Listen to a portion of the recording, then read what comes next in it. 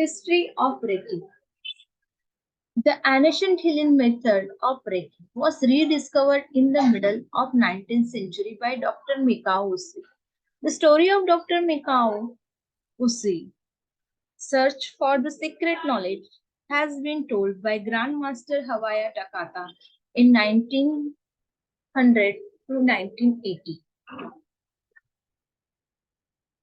Dr. Mikao was the principal of Christian seminary in Kyoto, Japan, Doshichun University. At one Sunday service, some of his older students asked him why they had heard nothing of the healing method used by Jesus Christ and whether Dr. Usui would be able to carry out such a healing for them. He was unable to answer these questions. A seed had been sown. Dr. Usui resigned his position as president of Doshishu University and came to the United States to the University of Chicago, where he received a doctorate degree in scripture, trying to uncover the secret of how Jesus and his disciples healed the sick, but he was not satisfied with the answers he found. Realizing that Buddha had the power to heal, he decided to return to Japan and see what he could find from Buddhism. He visited the Buddhist monasteries and searched for someone who could guide him with some knowledge and physical healing. But their answer was, "We are too busy with healing the spirit to worry about healing the body." At last, he was able to find someone who was interested in the problem of physical healing. He was a abbot of Zen Montessori. Dr. Usui requested him to allow him to study Buddhist scripture in his Montessori.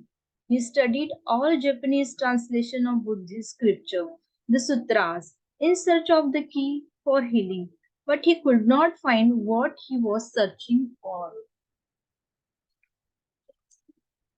He thought of learning Sanskrit, the ancient language, so that he could read the original Buddhist writing and have access to those writings that had never been translated into another language. Finally, he found in the teaching of Buddha that had been written down by some unknown disciple as the Buddha spoke. Dr. Usui found the formula, the symbol, and the descriptions how Buddha healed.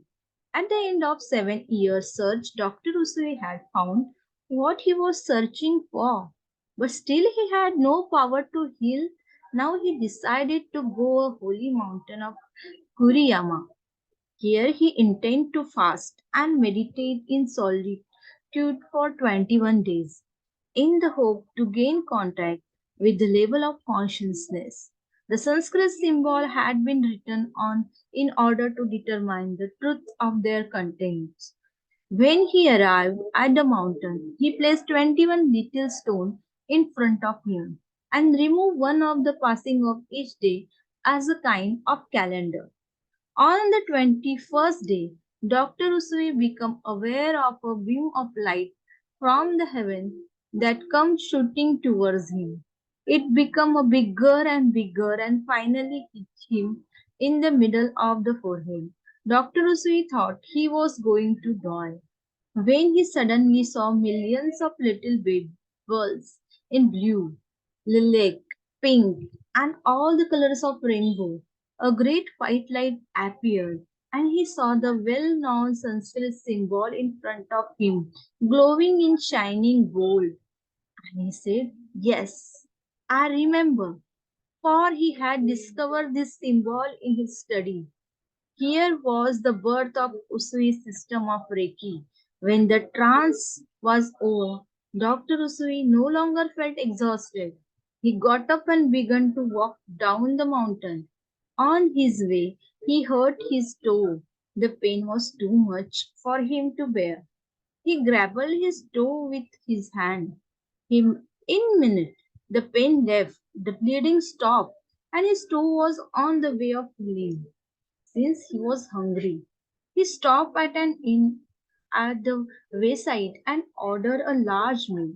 The innkeeper warned him not to eat such a large meal after fasting so long. Dr. Usui was able to eat all and nothing happened to him. The daughter of this innkeeper had been crying and that her face was swollen and red on one side. He asked her what was wrong and she replied that he had a toothache. Since several days, Dr. Usui laid his hand on her swollen face and she immediately felt relief. He then went to Beggar City in the slums of Kyoto to treat the beggars. He had also treated his friend an abbot of Montessori for arthritis and relieved him of pain.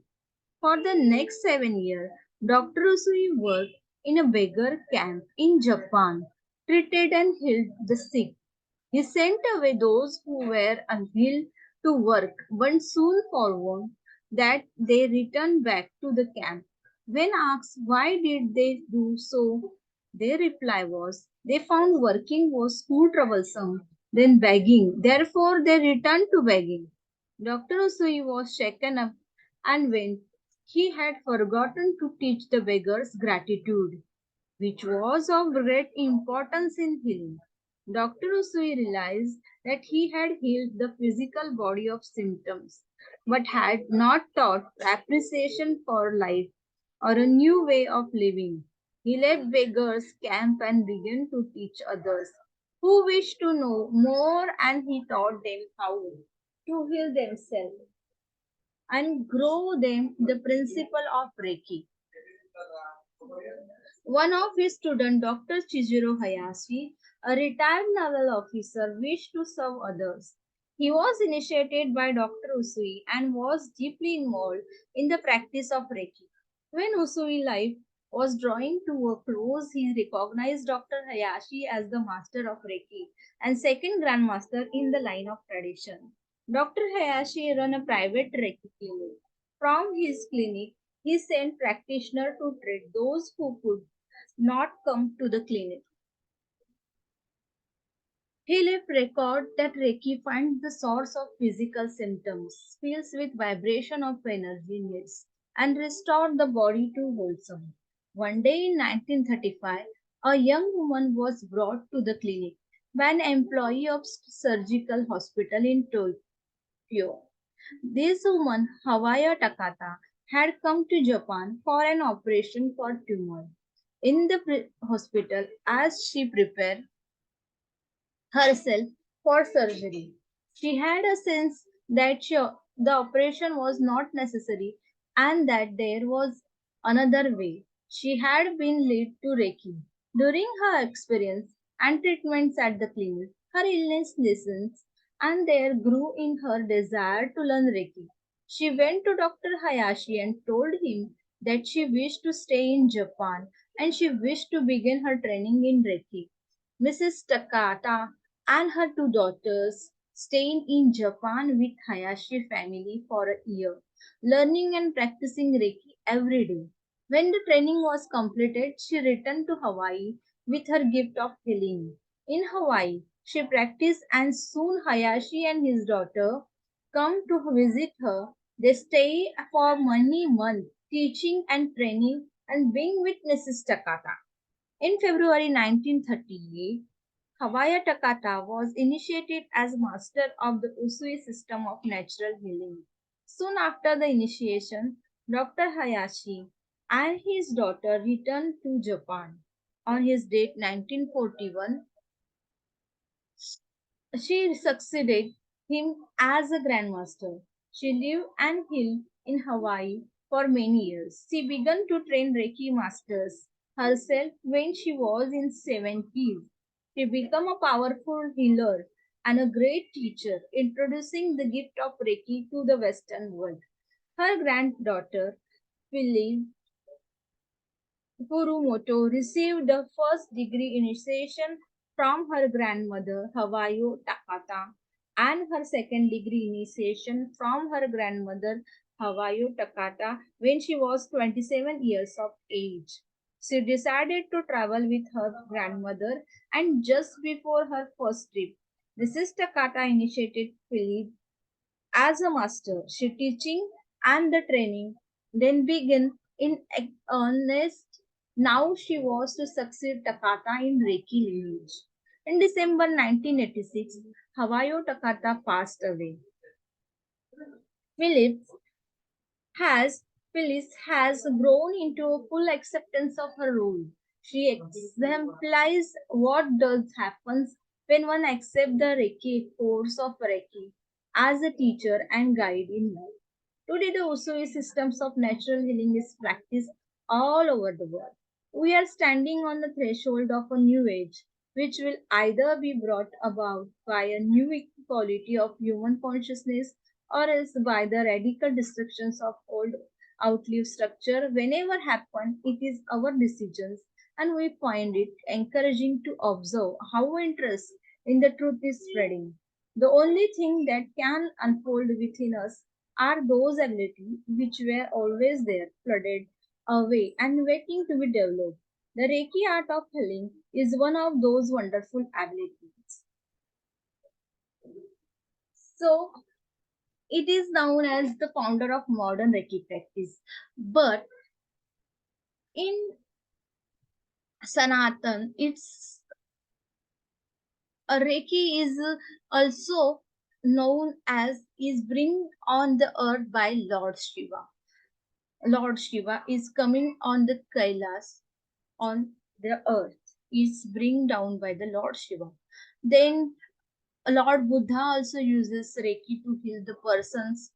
He get on the Bodhi Ruksha, he get the attunement. The Buddhas also practice Reiki. The Jesus, Jesus Christ also uses the Reiki to heal the people, needy people. So Reiki is old. It's very old. Just name changes is rediscovered by Dr. Mikao Usui. So its origin now we know from the Japan. In modern practices, it's called a Reiki, but in India, it's called a Prana Shakti. It's channelized by the Reiki master. So this is the history of Reiki. Thank you.